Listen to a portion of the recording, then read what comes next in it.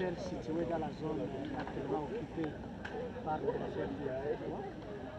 Parce que, comme vous le savez, toutes les guerres qui se sont succédées à l'est de la RDC ont fortement impacté le tourisme au Virunga. Et en impactant le tourisme au Virunga, c'est tout le manque à gagner que devraient profiter les communautés, mais aussi l'État congolais derrière ces circuits touristiques. Donc, à ce jour où nous célébrons cette journée pendant que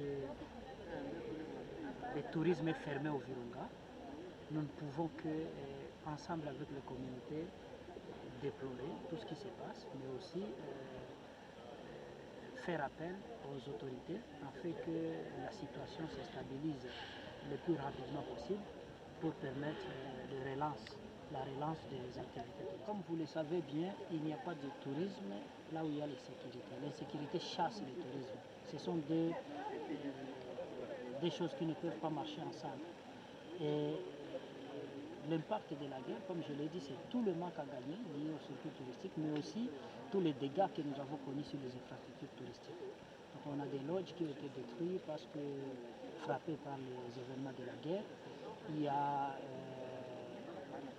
des moments où on a connu même des enlèvements ou des kidnappings des touristes et des meurtres aussi de nos éco-gardes. Et tout ça a impacté fortement le tourisme. Mais on voudrait que le monde entier nous donne encore cette confiance une fois de plus, au cas où la sécurité revienne, parce qu'on ne voudrait pas que tous ces merveilles qui regorgent le Virunga restent sans être visitées. Notre joie, c'est de voir ces merveilles que nous gardons, ces merveilles que les éco-gardes protègent jour et nuit, soient visitées. Bientôt, l'année prochaine, nous allons fêter 100 ans de l'existence du parc de Virunga. C'est 100 ans de sacrifice, 100 ans de résilience par rapport à tout ce qui s'est passé. Et pour nous, pour toute l'équipe de l'ICCN, pour tous les éco-gardes qui ont sacrifié leur vie pour la protection de cette biodiversité, leur joie, c'est de voir quand la guerre prend fin, que les touristes viennent visiter ce qu'ils ont pu conserver malgré les intempéries. Tous les déplacés qui coupent les arbres pour l'utilisation domestique, nous leur demandons de songer aussi à planter d'autres. Parce que ces mêmes arbres qui les ont aidés pendant qu'ils étaient en situation difficile doivent être replantés afin de remettre la forêt qui a disparu.